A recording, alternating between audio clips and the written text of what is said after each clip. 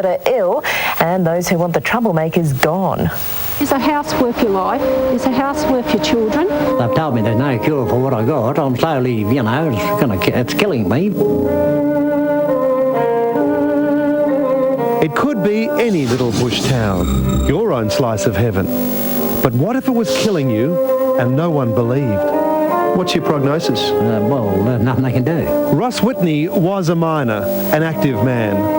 Hello, Ross. Hello, darling. These days he's sick, very sick. Oh, well, I'll die, but we're all dying, but I just might die a bit quicker than what I normally would have done, I suppose.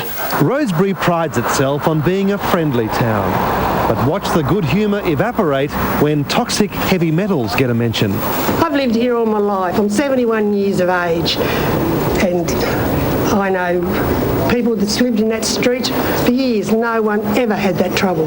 The rich deposits of silver, gold, lead and zinc are the reasons this town in Tasmania's rugged Midwest exists at all. It's literally built on the mine. No one goes against the mine. Only bloody ferals that come into the town go against the mine. And here are the so-called ferals of Rosebery, a group of residents like Lindsay Phillips who are convinced the town is toxic. You've got no energy, your hair falls out, I've got no body hair on my door. As I said, I used to be a fisherman. I doubt I could pull a minnow out at the moment. Next door, Marsha Stayscale fled her home 2 months ago when her health crashed. Oh, I get really tired, get heart problems, can't sleep, rashes. You can't straighten your little finger anymore. It has its good days and bad days. Story after story of debilitating illness, like Juanita Arnold, who lives just up the street. I'm very tired all the time. In the toilet. I have the shakes. I feel like I've got the flu. So then I got my daughter tested because she's 6 months pregnant and she's very high with cadmium and copper poison too. The trouble is, no one believes them. An independent expert failed to find dangerous levels of heavy metals in the soil. They said we're dying of people. She was poisoned with cadmium, and then they said no, she's not poisoned with cadmium.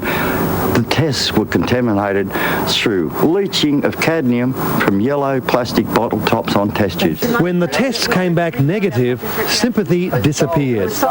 Ian Drake grew up in Marsha's house. We ate all of our own vegetables and, that sort of thing, so I just can't see what this is all about. But Ian's had health problems too. Massive amounts of lead in his system. How high were your levels? Very high. Very, very high, well up in the 60s. Right. And that's recommended about 25. The rebels want to be moved to new homes elsewhere, like families suffering lead poisoning were before them. But these days, nobody listens. Been here 5 minutes and bloody... No. What's your advice to them? Get out of town.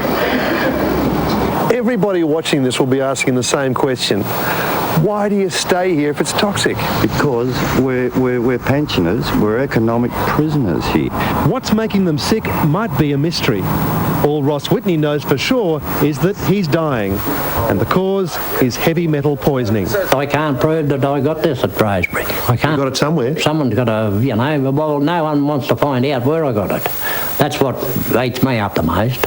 His central nervous system is in collapse. It's too late for compensation to help. He just wants answers. Do you curse the day you went to Rosebery? I do now, yeah. I wish I'd never gone there. It looks like a problem that's not going to go away, and we'll bring you an update on the situation when we have a formal response from the Tasmanian health authorities. Well, after the break...